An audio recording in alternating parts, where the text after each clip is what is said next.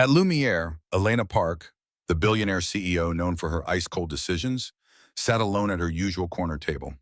She never noticed the four men who walked through the door that Friday night. They weren't there for dinner. Their eyes locked onto her with unmistakable rage, and they moved with the kind of collective tension that preceded violence. In that moment, the quiet waiter, Daniel Cole, a single father who'd kept his past buried for 3 years, had to make a choice. What he did next surprised everyone, including himself. The warm glow of chandeliers cast soft shadows across white tablecloths at Lumiere. Friday nights brought the usual crowd, executives celebrating deals, couples dressed for anniversaries. Voices kept low beneath the gentle drift of jazz piano. The restaurant occupied the ground floor of a glass tower downtown, its floor-to-ceiling windows offering views of the city lights beginning to flicker on as evening settled in. Daniel Cole moved between tables with the kind of quiet efficiency that made him nearly invisible. He'd worked the Friday dinner shift for 3 years now, from 7 until 11, and he knew the rhythm by heart. Refill water glasses before they're half empty, clear plates from the right, smile politely, but don't linger. The job paid enough to cover rent and his daughter's school expenses, and it let him pick Lily up from her after-school program every afternoon before his shift started. He was 35 but looked older when he was tired, with broad shoulders that he kept slightly hunched, brown hair that needed cutting, and a beard he'd grown to look different from the clean-shaven officer that he'd been years ago. Most customers never really looked at him. That suited him fine. Elena Park arrived at exactly 8, same as always. Daniel watched her hand her coat to the hostess and make her way to table 12 in the far corner. She came twice a week, always alone, always in a dark suit that looked expensive, even from across the room. Her black hair was pulled back tight, and she carried herself like someone who'd learned not to waste energy on unnecessary movements. Daniel had served her maybe 20 times over the past year. She ordered efficiently, ate quickly, and left generous tips without making eye contact. He appreciated that she never tried to make conversation. Some customers seemed to think waiters existed for therapy sessions or flirting. Elena Park treated the interaction like a transaction, which was the most respectful thing she could do. He brought her the usual bottle of sparkling water without being asked. She glanced up briefly, gave a small nod, and returned her attention to the iPad propped against the table's small vase of white orchids. Her fingers moved across the screen with the kind of focused intensity that suggested whatever she was reading wasn't going well. Daniel moved back toward the service station near the kitchen doors. His phone buzzed in his pocket. He pulled it out carefully, checking that Mr. Laurent wasn't watching from the host stand. The text was from his daughter. "Dad, can you come home early tonight?" He typed back quickly, "What's wrong?" "Nothing, just miss you." Daniel felt a familiar tug in his chest. Lily was 7 now, old enough to understand that he worked nights, but young enough to still want him home for bedtime stories. He glanced at the clock above the bar, 3 hours left on his shift. "I'll be home by 11:30. Love you." "Love you too." He slipped the phone back into his pocket and picked up the tray of appetizers waiting under the heat lamp for table 7, a group of lawyers celebrating something, their laughter getting louder with each round of drinks. He delivered their calamari with the same polite smile he'd perfected, then retreated before they could pull him into their conversation. The front door opened. Daniel's attention shifted automatically. Part of the job was tracking new arrivals, anticipating who'd need menus, who'd head straight for the bar. 4 men stepped inside. They weren't dressed for Lumiere, jeans and work jackets, one of them in a faded Carhartt coat with paint stains on the sleeves. The hostess approached them with her professional smile, but something in their body language made Daniel stop moving. They weren't looking at her.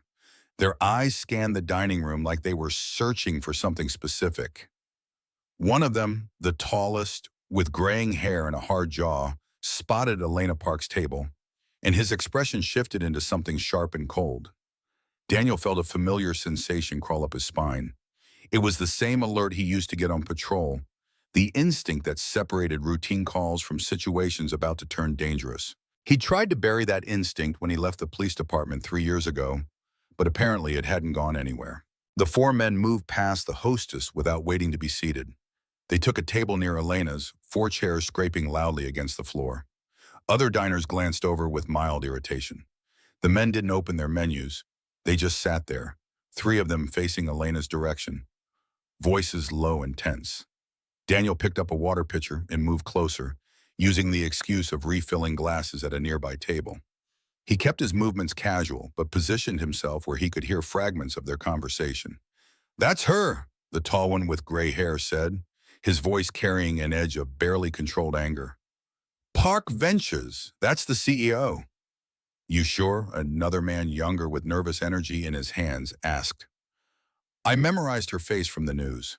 That's Elena Park." The third man leaned forward. "So what do we do? Just sit here?" "We let her know. We let her see what her decisions cost." Daniel's grip tightened on the water pitcher. He looked at Elena. She was still focused on her screen, completely unaware. The soft lighting made her look almost fragile despite the severity of her expression, like someone who'd learned to armor themselves against a world that kept hitting back. He needed to think. These men weren't here for dinner. Their energy was all wrong, the kind of collective tension that preceded violence. But what could he do? Call Mr. Laurent? Get them kicked out based on a feeling? They hadn't done anything yet, except Daniel had seen this before, the stillness before the storm. The way angry men gathered courage from each other until someone made the first move. And then the tall one, the leader, looked directly at Daniel. Their eyes met for 2 seconds. Something flickered across the man's face. Recognition. Daniel's heart rate climbed. He looked away and moved back toward the kitchen, mind racing. He remembered them now, a bar fight at a place called Rosie's on the south side 5 years ago.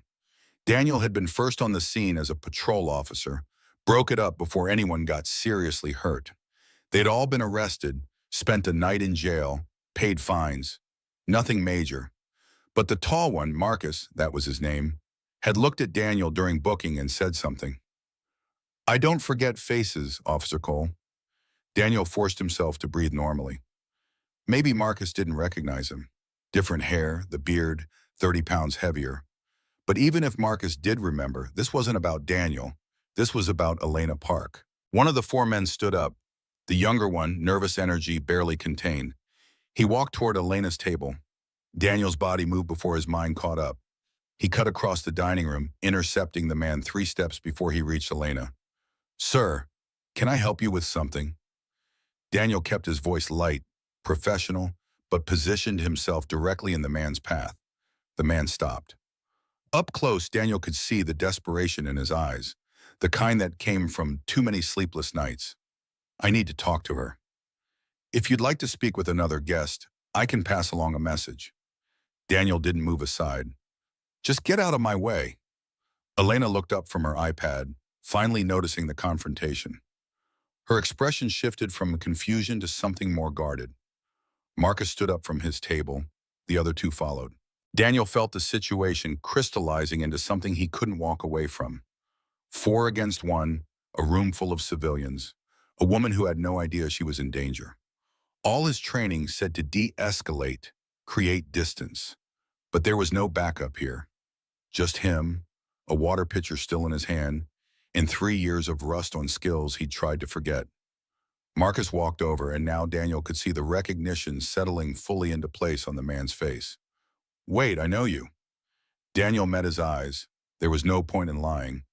"You should go back to your table." "You're that cop, Cole, Daniel Cole." "Oh." Marcus's voice rose slightly. "You arrested us, Rosie's bar, 5 years ago." The other men looked at Daniel with new attention. The young one stepped back slightly, suddenly uncertain. But Marcus moved closer. "Small world," Marcus said, his tone carrying something between surprise and bitterness. "You're a waiter now. What happened? They fire you?" Daniel didn't respond. He could feel Elena's eyes on him, calculating, trying to understand what was happening. "I asked you a question." Marcus's voice hardened.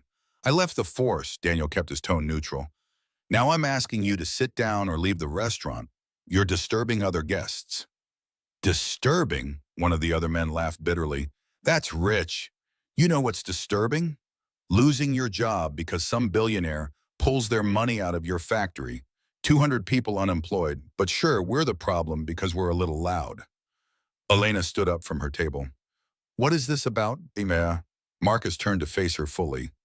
You don't even know, do you? Park Ventures. You pulled your investment from Morrison Manufacturing 8 months ago. You remember that decision? Elena's expression remained controlled, but Daniel saw the slight tension in her shoulders. That's business. The project wasn't profitable. Business. Marcus's voice dripped with contempt. You sit here in your $1,000 suit eating meals that cost more than my weekly unemployment check, and you call it business? The young man found his courage again. My wife left me because I couldn't pay the mortgage. You want to call that business too? Daniel raised his hand slightly, a calming gesture. I understand you're angry, but this isn't the place. Marcus looked at him with something like pity. You understand? You're taking orders from people like her now. You really think you understand? For a brief moment, Daniel wondered if Marcus was right. Maybe he didn't understand. Maybe he'd taken the easy path, hiding in this job instead of facing the world that had broken him. But then he saw Elena's hand trembling slightly as she gripped her iPad, and he remembered why he'd walked away from police work in the first place. He was tired of watching people get hurt. Daniel's voice dropped lower, stripped of the polite server tone. It came out with the authority he'd carried for 8 years in uniform. If you want to talk, we can do this the right way, but you need to step back from her table now. The word hung in the air between them. Something in Daniel's posture had shifted without him meaning it to. Shoulders squared, weight centered, hands relaxed but ready. The muscle memory of a man who knew how to handle conflict. Marcus studied him for a long moment, then nodded once. All right, Cole, let's talk. Daniel gestured toward the rear of the restaurant. There's a patio out back. We can talk there without disturbing anyone. The dining room had grown quiet. Other guests watched with the careful stillness of people trying not to get involved. Elena remained standing by her table, her expression unreadable. Daniel caught the eye of Sarah, another server working the floor. He tilted his head slightly toward the kitchen, their silent signal for trouble. She gave a barely perceptible nod and moved toward the back to alert the manager. The patio was technically a service area, a concrete square enclosed by brick walls where staff came to catch their breath between rushes. A few metal chairs sat scattered around a table someone had dragged out months ago. String lights hung overhead, half of them burnt out. The cool night air carried the smell of grease from the kitchen vents. Daniel held the door open as the 4 men filed out. The young one kept glancing back at the dining room like he was already regretting this. The other 2, one built like a linebacker, the other lean with weathered hands, moved with the weary caution of men who'd learned to expect trouble. Marcus was the last to step outside. He stopped in front of Daniel. You really want to help us, or are you just protecting your rich customers? Daniel met his gaze. I want to stop this from getting worse. Too late for that. It's already worse. Has been for 8 months. The door closed behind them, muffling the restaurant noise. Out here, the city's sounds took over. Distant traffic, a siren several blocks away, the hum of air conditioning units. Daniel pulled out one of the metal chairs. Sit if you want. I can get coffee, water, whatever you need. We don't need coffee. Marcus stayed standing, arms crossed. We need that woman in there to understand what she did. The nervous young man finally spoke up. I'm Jimmy Torres. I worked at Morrison Manufacturing for 12 years. I was a welder. They put me on the specialty pieces, the custom orders that needed precision. I was proud of that work. Daniel could see the exhaustion carved into Jimmy's face, the kind that came from months of unemployment and shame. The linebacker sat down heavily. Carlos Mendez, I fixed the machines when they broke. 20 years in that factory. The lean man with weathered hands remained standing. Ray Sullivan, I ran the 3rd shift. 52 people under my supervision. Daniel absorbed this information. These weren't career criminals. They were working men who'd been hollowed out by circumstance. Marcus pointed at Daniel. And you? You remember arresting us? I remember you were professional about it, didn't rough us up, didn't talk down to us. That's the only reason we're out here talking instead of causing a real scene. Marcus's expression darkened. But don't think that means we trust you. You're still working for people like her. Ray spoke quietly. If we're sitting out here, We deserve to know who we're talking to. What happened to you? Why'd you leave the force? Daniel looked at the four of them. Part of him wanted to deflect, to keep his past buried, but another part was tired of hiding. I was with the community intervention unit, he said. We handled situations where someone needed to de-escalate before violence happened. I thought I was good at it. He met their eyes. Then I got called to a domestic dispute. Husband had been drinking, wife was scared. I talked to him, thought I'd calmed him down, so I left. The night air felt colder. Daniel could see it all again. The small house, the woman's eyes asking him not to go, his own confidence that he'd handled it. 2 hours later, she was in the hospital with 3 broken ribs and a fractured jaw. He'd waited until I left. Daniel's hands were flat on the table. I couldn't trust my judgment after that, so I turned in my badge. The silence that followed felt like understanding. Marcus finally sat down. So you get it? What it's like to lose the thing you were good at. I get it. Jimmy leaned forward. My wife left me 3 months ago, took our son. Every morning I get up, put on work clothes, pretend I was going to a job. I'd drive to the library and fill out applications for 8 hours. Then I'd come home like I'd been at work. Carlos shook his head. My daughter had to drop out of college. She works at Target now. She tells me it's fine, but I see how she looks at me like I broke a promise. Ray's weathered hands were clasped together. When Morrison shut down, the 52 people on my shift asked me what to do next. They trusted me to have answers. He looked at Daniel. I didn't have any. Daniel felt the weight of their stories. This was what Elena Park couldn't see from her corner table, the human cost of business decisions. These men had built their identities around work that no longer existed. I understand why you're angry, Daniel said, but going after Elena Park won't fix anything. Marcus's jaw tightened. So we're supposed to just accept it? No, but there's a difference between making her listen and making her a target. You came here ready to intimidate her. That won't help. Jimmy stood up. We didn't threaten anyone. We just wanted her to see us. You wanted more than that, Daniel said quietly. And I get that impulse, but it won't help. The door from the restaurant opened. Elena Park stepped out onto the patio. Daniel stood immediately. Miss Park, you should go back inside. She ignored him, her attention fixed on the 4 men. I overheard part of your conversation. Morrison Manufacturing. I remember that decision. Marcus stood slowly. The other 3 did the same. Elena's voice remained steady. We pulled our investment because the factory was losing money. That's business reality. Business reality, Jimmy's voice cracked. You keep using that phrase like it absolves you. I'm stating facts. Carlos took a step forward. Here's a fact. 200 people lost their jobs, not because they weren't working hard enough, but because you decided the numbers didn't look good enough. Elena's expression remained composed, but Daniel could see tension in her shoulders. She wasn't used to being confronted like this. Did you ever come to the factory? Ray asked quietly. Before you pulled out, did you ever meet the people working there? That's not how investment works. We reviewed data projections. So no, Ray interrupted. You never met us. We were just data to you. Something flickered across Elena's face, maybe the first crack in her armor. If I visited every investment property, I'd never have time to run my company. But that's the point, Marcus said. You run a company. We had lives, and you treated our lives like they were disposable. Daniel moved between them. Miss Park, why did you come out here? She looked at him, and for the first time since he'd started serving her, he saw uncertainty in her eyes. Because the waiter who served me water for a year just revealed he used to be a police officer, she said. Because 4 men showed up claiming my decisions destroyed their lives. Because nothing about tonight makes sense.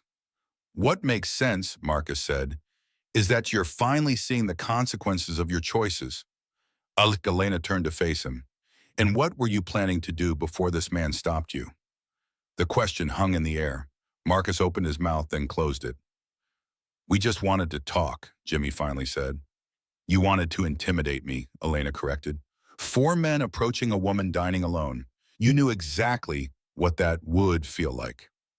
Marcus's expression hardened. Good. You should know what it's like to have your security taken away. Daniel moved between them again. That's enough, Marcus. You said you wanted to talk. So talk. Tell her what you need. What I need, Marcus's voice rose. I need my job back. I need to be able to look my wife in the eye. I need to not wake up at 3 in the morning wondering how I'm going to pay the mortgage. I need to get my daughter back in college, Carlos added. Jimmy's voice was barely above a whisper. I need to stop pretending. Ray said nothing, but the pain in his eyes spoke volumes. Elena stood very still, processing this. Then something in her expression shifted. Not much, but enough for Daniel to notice. A softening around the eyes, a slight drop in her shoulders. I didn't know, she said finally. Marcus laughed bitterly. That's supposed to make it better? No, it's supposed to be the truth. Elena's composure cracked slightly. I sit in meetings and review spreadsheets and make decisions that seem logical on paper. I don't think about the people behind the numbers because if I did, I'd never be able to make hard choices. That's what I tell myself anyway. She looked at Daniel. You asked why I came out here. I spend most of my time around people who either want something from me or are afraid of me. It's lonely, and when you step between me and these men, you weren't doing it for money or because I'm your boss. You did it because you thought it was right. I haven't seen that in a long time. The words seemed to surprise her as much as they surprised everyone else. Before anyone could respond, the patio door opened. Mr. Laurent stepped out, his expression tight with concern. He was in his 50s, impeccably dressed, radiating the authority of someone who ran an establishment where mistakes weren't tolerated. Daniel, what's going on here? His eyes took in the scene. The 4 men, Elena, the tension. Daniel felt his stomach drop. This was the moment where he'd get fired. There was a situation, Daniel said carefully. I brought it out here to handle it quietly. Miss Park, are you all right? Should I call the police? The word police made all 4 men tense. Even Marcus's bravado faltered. Elena looked at the 4 men, then at Daniel. When she spoke, her voice carried authority. No police. These men and I are having a conversation. Daniel was helping facilitate it. Mr. Laurent blinked. Miss Park, I really think... I said no police. Her CEO voice had returned. That's all. Mr. Laurent looked at Daniel. You're supposed to be working the floor. We have customers waiting. Daniel stays, Elena said. We're not finished. Mr. Laurent's expression suggested this entire situation was giving him a migraine. With all due respect, this is highly irregular, which I'm sure can be covered by your other staff for a few more minutes, Elena said firmly. Mr. Laurent gave them all one more disapproving look before retreating. The door clicked shut. Daniel knew they had maybe 10 minutes before the manager returned. We need to resolve this now, he said, looking at Marcus and his companions. You came here angry. You had every right to be. But now you need to decide what you actually want. Revenge or a way forward. Then he turned to Elena. And you need to decide if you're willing to see these men as people instead of problems. The string lights overhead cast uneven shadows. Somewhere in the distance, a siren faded away. Elena broke the silence. I can't give you your jobs back. Morrison Manufacturing is closed. That decision is final. Marcus's expression darkened, but she held up a hand. But Park Ventures runs a workforce development program. We train people for new industries, help them transition to growing sectors. If you're willing to retrain, I can get you into the program. It covers tuition and provides a stipend during training. Jimmy looked skeptical. What kind of training? Renewable energy installation, advanced manufacturing, logistics management. Depends on your background and what's available. Why would you do that? Carlos asked. Elena met his eyes. Because tonight someone reminded me that behind every business decision are human beings. And because making this offer cost me less than living with the knowledge that I could have helped and chose not to. Ray spoke quietly. The 52 people from my shift, can they join too? Yes. Marcus still looked skeptical, arms crossed, but Daniel could see something shifting in his expression. Not trust it's probably, but maybe the beginning of hope fighting against bitterness. And what do you get out of she bringing you this? Marcus asked. Elena smiled without warmth. I get to sleep at night. That's worth something. The four men exchanged looks. Daniel stayed quiet, letting them process. Finally, Jimmy nodded. Okay, I'll try it. Carlos followed. Me too. Ray simply said, yes. All eyes turned to Marcus. He stood silent for a long moment, jaw tight. Then his shoulders dropped slightly. Fine, but I want it in writing. You'll have a formal offer by Monday, Ben, Elena said. The tension that had filled the patio finally began to ease. It wasn't a perfect resolution. Too much damage had been done for that.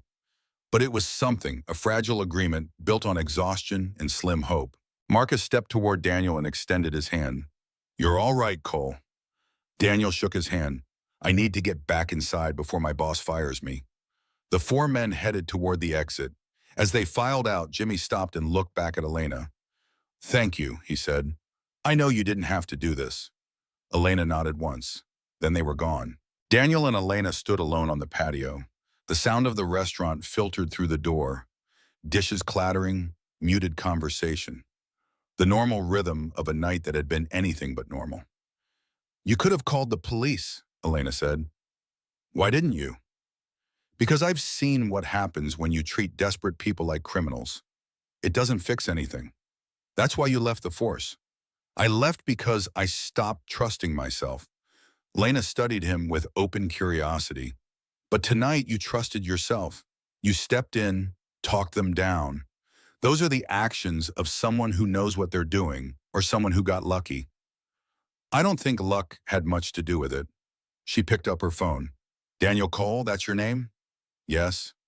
The waiter who's actually a crisis negotiator. Former crisis negotiator. Current waiter who's about to lose even that job. I'll talk to Mr. Laurent, make sure he understands what happened. You don't need to do that. I know, but I'm going to anyway. She moved toward the door, then stopped. You said you failed that woman who got hurt. You think that makes you a failure? Daniel didn't answer right away. I think it means I wasn't as good as I thought I was, he said finally. Or maybe it means you were human. Maybe the real failure would have been stopping trying altogether. She opened the door. Thank you for tonight, for showing me something I'd forgotten. What's that? That it's possible to care about people you don't know. She went back inside. Daniel stood alone for a moment, letting the adrenaline drain. His hands were steady now, his breathing even. For 3 years, he'd been hiding. Tonight, all of that had come rushing back. And for the first time since he'd turned in his badge, he didn't feel like a failure. He felt like himself. He texted Lily, I'll be home soon. Had an interesting night. Love you. Then he went back inside to face whatever consequences waited. But when he stepped through the door, he found Elena standing near the host stand, speaking with Mr. Laurent in low tones. The manager's expression had shifted from anger to something closer to understanding. Elena caught Daniel's eye and gave a small nod before collecting her coat. She paused at the door and looked back at him one more time. There was something different in her expression now, not quite warmth, but maybe the beginning of it. Then she was gone into the night. Mr. Laurent approached Daniel. My office now.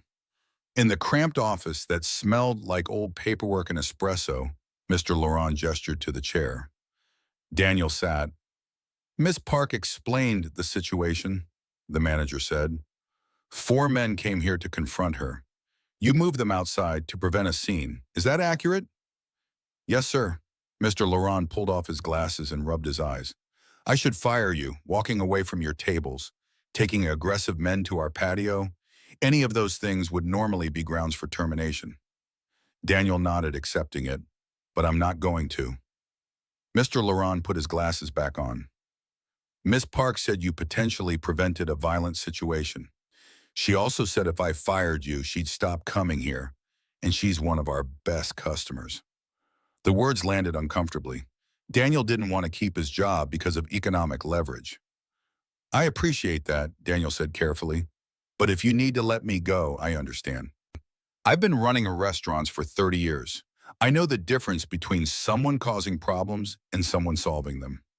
Mr. Laurent leaned forward.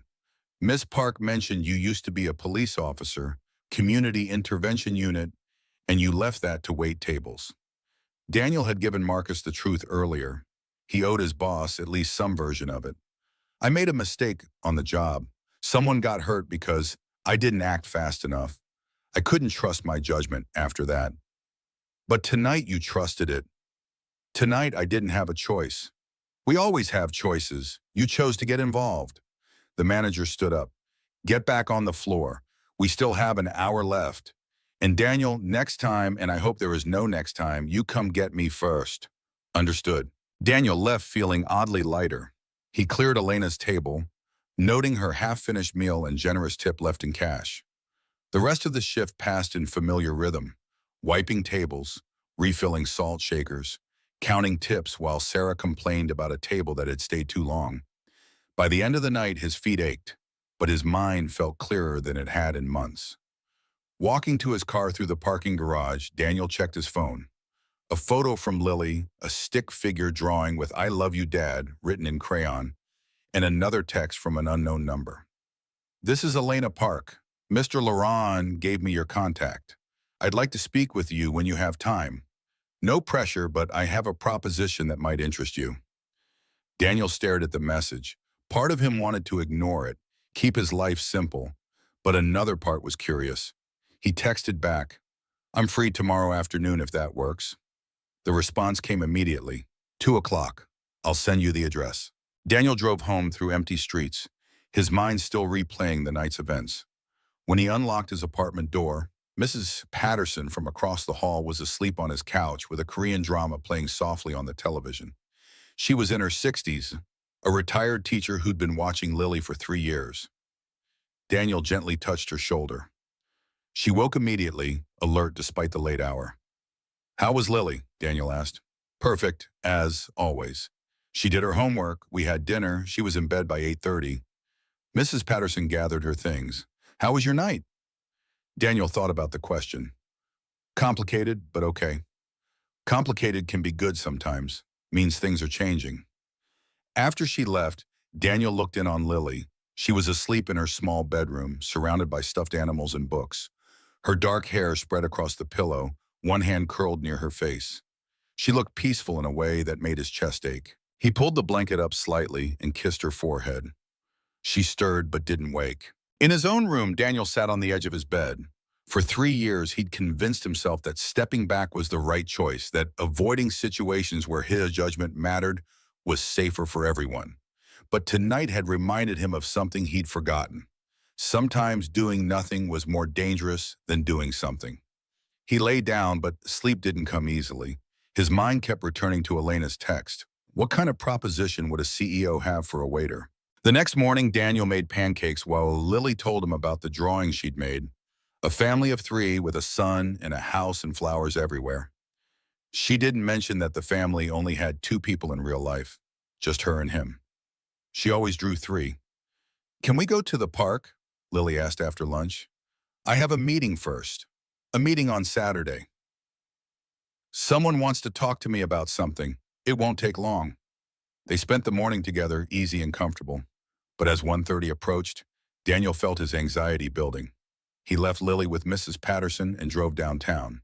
The address Elena sent led to an office building, glass and steel rising 20 floors. Park Ventures occupied the entire 15th floor. Daniel gave his name to the receptionist and was directed to wait in a sitting area with leather chairs and abstract art that probably cost more than his car. Elena appeared 10 minutes later, dressed more casually than at the restaurant, but still projecting authority. Dark jeans, a gray sweater, hair down around her shoulders. She looked younger this way, less like a CEO and more like a person. Thank you for coming, she said, shaking his hand. My office is this way. He followed her through a maze of cubicles and glass-walled conference rooms. Her office sat in the corner with windows overlooking the city. The desk was clean, except for a laptop and a single photo frame. Daniel could just make out what looked like a family photo, though he couldn't see the details. Elena gestured to a chair across from her desk, but then moved to sit beside him rather than behind it, creating equality rather than hierarchy. I've been thinking about last night, Elena said, about how you handled that situation, how you saw 4 angry men and didn't just see a threat. You saw people who were hurting. That's what I was trained to do. Most people don't have that training, and even fewer would choose to use it for minimum wage. She leaned forward slightly. I want to offer you a job. Daniel had expected this, but hearing it still felt surreal. I have a job. You have a job that underutilizes your abilities. I'm offering you a position as Community Relations Manager for Park Ventures. Your role would be to interface between our investments and the communities they affect. To be the person who sees the human impact of our business decisions before those decisions get made. Daniel felt his pulse quicken. I'm not qualified for that. I don't have a business degree. I don't know anything about corporate structure. You're qualified because you know how to listen. You know how to de-escalate. You know how to see people instead of problems. Elena pulled out a folder from her desk drawer. This is the position description and compensation package. Take it home. Think about it. No pressure. Daniel opened the folder. The salary made his stomach drop. It was more than triple what he made at the restaurant, enough to move to a better apartment, to save for Lily's college, to stop worrying about every unexpected expense. But the number also terrified him. This wasn't just a job change. This was stepping back into a world where his decisions mattered, where he could fail again. Why me? He asked. You could hire someone with actual experience. Because last night when 4 men showed up ready to cause harm, you didn't call security or hide. You stepped forward and talked to them like human beings. That's not something you can teach. That's character. Daniel closed the folder, his mind racing. Can I ask you something? Last night on the patio, when you offered those men the training program, was that something you'd been planning or did you make that up? Elena smiled slightly. Both. The program exists. We've had it for 2 years, but I'd never once thought about offering it to the people from Morrison Manufacturing until that moment. You made me see them differently. And that's what you want me to do? Make you see people differently? I want you to make sure we don't create more people like Marcus Reed and Jimmy Torres, people who feel invisible and desperate because we couldn't be bothered to consider them. It was compelling. More than compelling, it was everything Daniel had thought he'd lost when he left the police force. A chance to help people, to use his skills for something meaningful. But what if he failed again? What if his judgment was still broken? Elena seemed to read his hesitation. I know you're scared. Last night you told those men about the woman who got hurt. That failure has been defining you.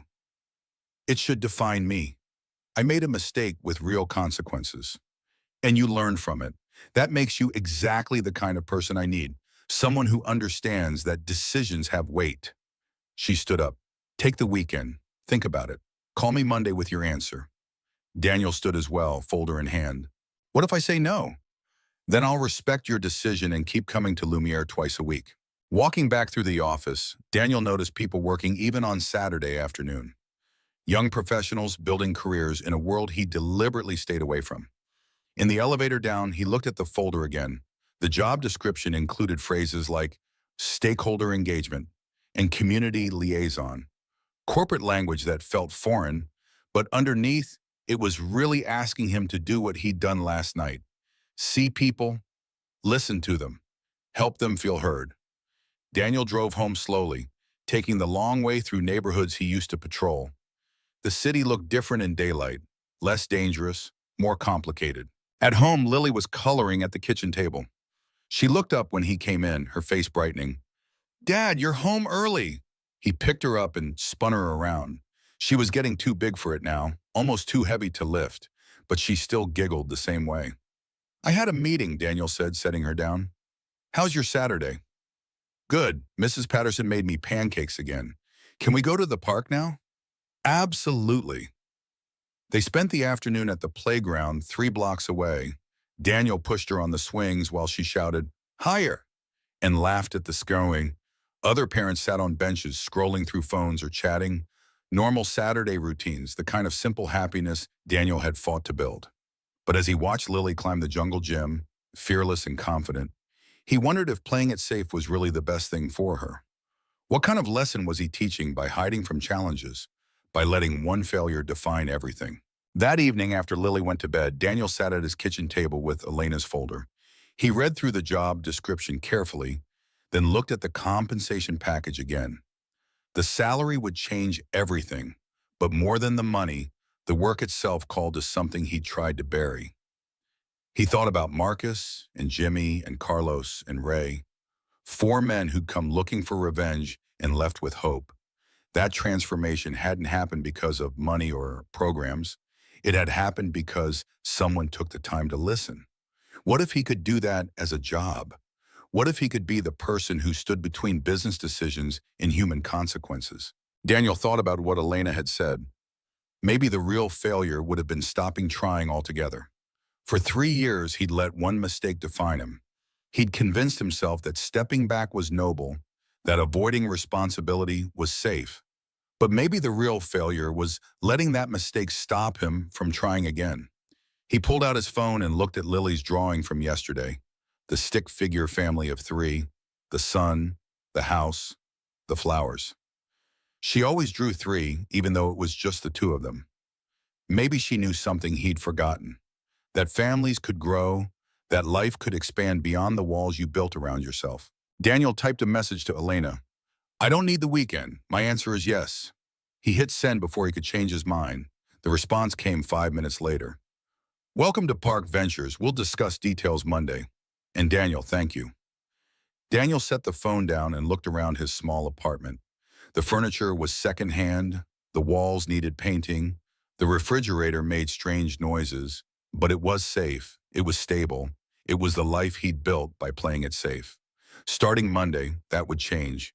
He'd be walking back into a world where his decisions mattered, where his judgment would be tested, where he could fail again.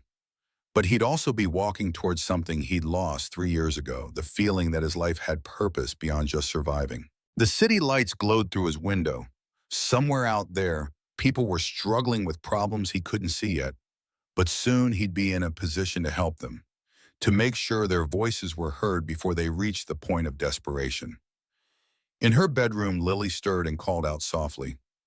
Daniel went to her, tucked the blanket around her, whispered that he was there.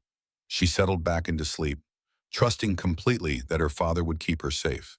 That trust terrified him, but it also reminded him why he couldn't keep hiding. Monday would bring new challenges, new responsibilities, new chances to fail, but it would also bring new opportunities to help people, to use the skills he'd been given for something that mattered.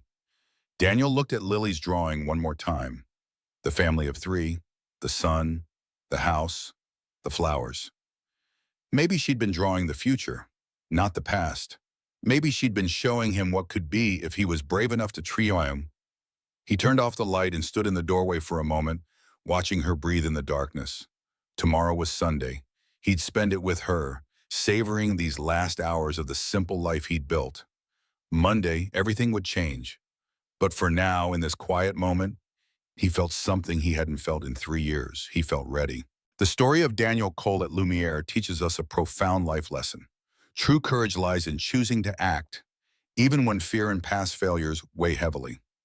Daniel, a former police officer haunted by a mistake that cost someone dearly, could have stayed invisible, blending into his role as a waiter. Yet, when faced with a volatile situation, he stepped forward, using his empathy and skills to de-escalate a confrontation that could have turned violent. His actions remind us that our past does not define us. It's our willingness to try again, to stand up for what's right, and to see the humanity in others that shapes who we are.